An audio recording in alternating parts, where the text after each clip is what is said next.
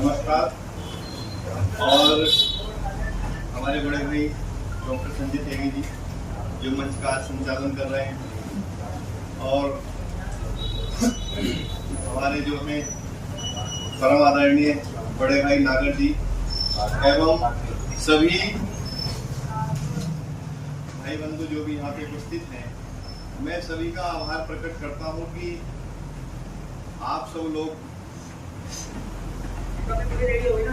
तक सूचना पहुंची और सभी ने जो है अपना कीमती समय आज यहाँ पे अपना दिया है।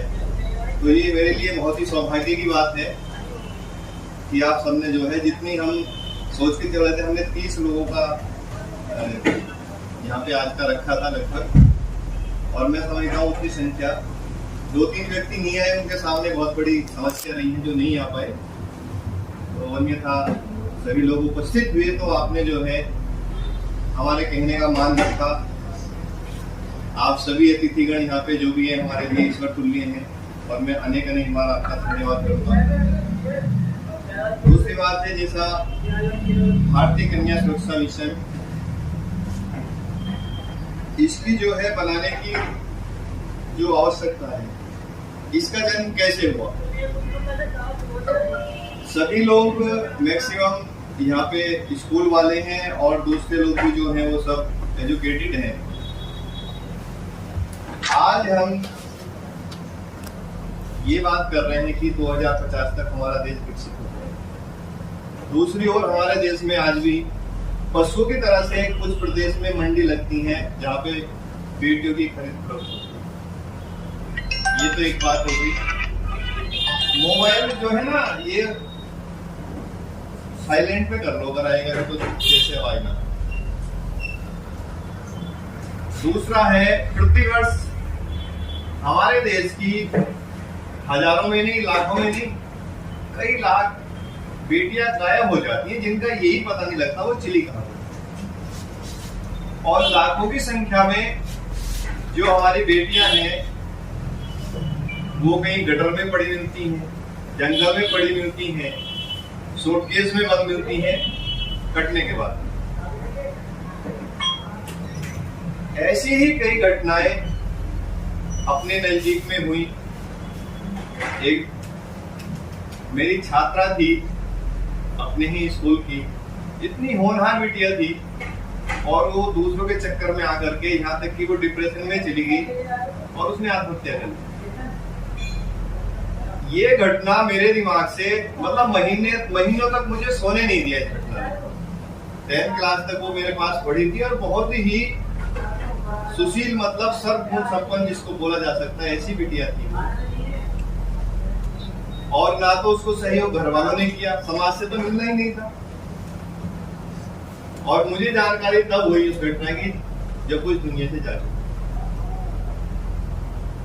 बाद में सब रोते हैं, लेकिन होना कुछ नहीं। कहीं ना कहीं इसके दोषी हम सभी लोग हैं कि हम अपने बच्चे को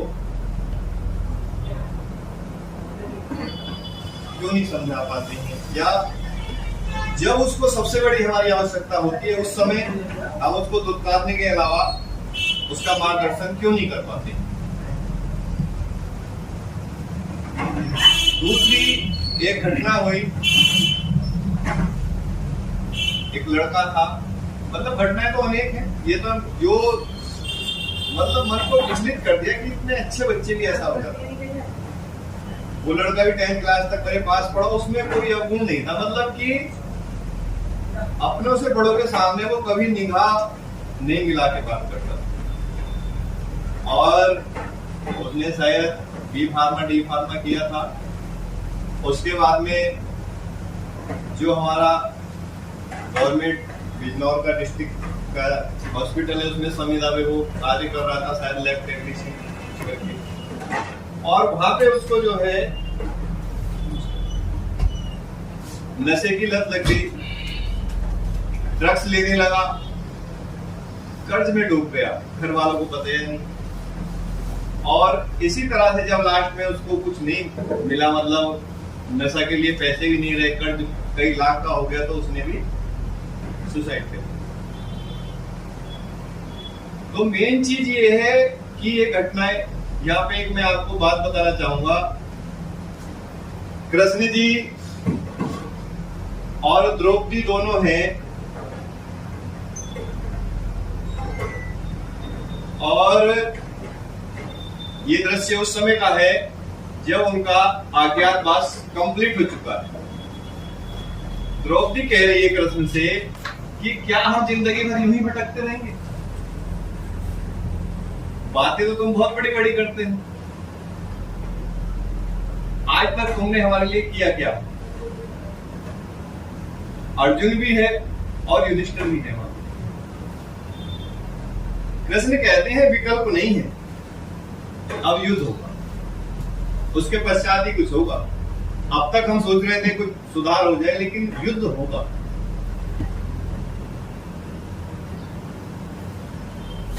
युधिष्ठिर कहते हैं कि आप भी युद्ध चाहते हो? कृष्ण ने कहा मैं तो युद्ध नहीं चाहता। तभी अर्जुन बोल उठे कि अगर आप युद्ध नहीं चाहते तो युद्ध कैसे हो जाएगा? ये अच्छा, मेरे चाहने ना चाहने से हो जाता है। मैंने तो ये भी नहीं चाहा था कि द्रौपदी का चीरहरण, मैंने तो ये भी नहीं चाहा था कि जब आपको इंद्रप्रस्थ मिल गया था, खांडव से आपने उसको नगरी बना के बसा दिया था, उसके बाद में आप 64 किलो उसको हार जाओ, मैंने तो ये भी नहीं चाहा। किया ना, हुआ ना।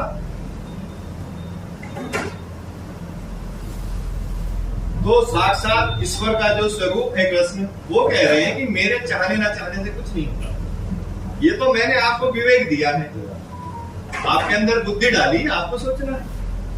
आपने क्यों उस धूर्त दुर्योधन के उकसावे में आके 64 किला? जब आपको सारी चीजों का पता था फिर भी खेला आपने।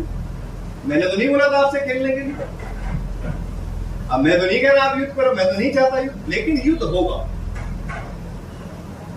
तो कुछ चीजें इस संसार में घटनाएं घटती हैं जिनको ईश्वर भी रोक नहीं सकते, क्योंकि ईश्वर ने हमें दिमाग दिया है, इंसान को ही ये शक्ति दी है, बाकी किसी जीव जंतु को नहीं दी है। समय समय पे समस्याएं चलती रहती हैं और उनके सुधार के लिए लोगों को सामने आना पड़ता है। अभी तो गवर्नमेंट अपनी है, देश अपना है, सब कुछ है, लेकिन कुछ वर्ष पूर्व इस देश में अंग्रेजों का शासन था और कोई सोच नहीं सकता था। जब कोई व्यक्ति बात करता था ना ऐसे कि देश की आजादी के लिए लड़ाई लड़ी जाए, कि क्या मजाक करते।